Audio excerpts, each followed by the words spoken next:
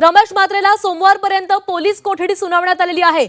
Doctor मारहाण प्रकरणामध्ये त्याला पोलीस कोठडी सुनावण्यात आलेली आहे। काही वेळापूर्वीच त्याला कोर्टामध्ये हजर करण्यात आलेलं होतं। कल्याण सत्र न्यायालयाने हा महत्त्वाचा निर्णय दिलेला आहे। त्याला सोमवारपर्यंत पोलीस कोठडी सुनावण्यात आलेली आहे। केडीएमसी रुग्णालयामध्ये डॉक्टर आणि महिला नर्सला मारहाण केल्याप्रकरणी शिवसेना नगरसेवक रमेश म्हात्रेला अटक झालेली होती। कोर्टामध्ये काही वेळापूर्वीच त्याला हजर करण्यात आला आणि त्याला आता पोलीस कोठडी सुनावण्यात आलेली आहे। पुढील सोमवारपर्यंत रमेश म्हात्रे सर्व आरोपींसह आता पोलीस कोठडीमध्ये असणार आहे।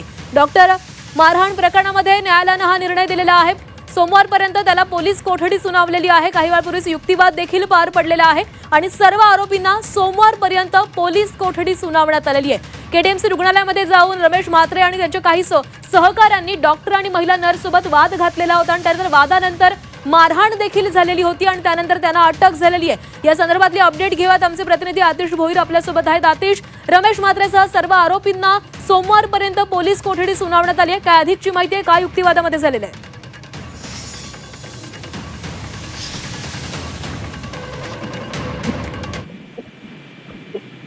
हॅलो आतिश, रमेश म्हात्रेला पोलीस कोठडी झालेली आहे। सोमवारपर्यंत ही पोलीस कोठडी सुनावण्यात आली आहे। काय घडलंय कोर्टामध्ये?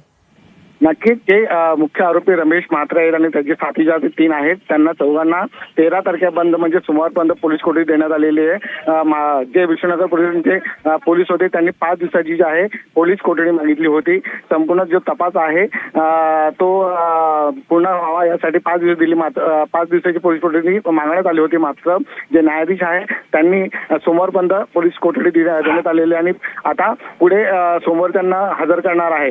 जे सीसीटीव्ही उपलब्ध झालेले आहेत त्याचप्रमाणे जे मारहाण झालेले जे डॉक्टर्स आहेत त्यांचं सगळं पूर्ण तपास जे आहे ते करून जे आहे करण्यासाठी जे आहे ते पोलिसांनी जे आहे ते 5 दिवसाची पोलीस कोठडी जी आहे मागितली होती।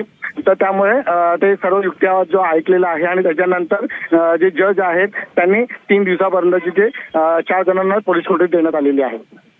आदेश, ज्यावेळेस रमेश म्हात्रेला अटक होणार होती त्यावेळेस त्याने आपल्या तब्येतीचं कारण दिलेलं होतं। आपल्याला उच्च रक्तदाबाचा त्रास होतोय आणि त्यावेळेस डॉक्टरकडे दवाखान्यामध्ये दाखल झालेले होते। मात्र आज ज्यावेळेस युक्तिवाद झाला तेव्हा रमेश म्हात्रेच्या वकिलांकडून या संदर्भातला त्याच्या तब्येती संदर्भातला काही युक्तिवाद किंवा काही कारण देण्यात आलं होतं का?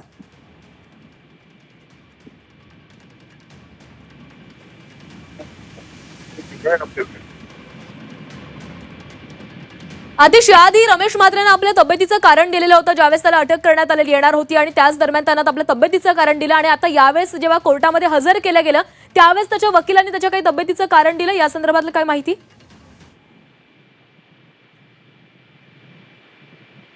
रमेश म्हात्रेला सोमवारपर्यंत पोलीस कोठडी सुनावण्यात आलेली आहे।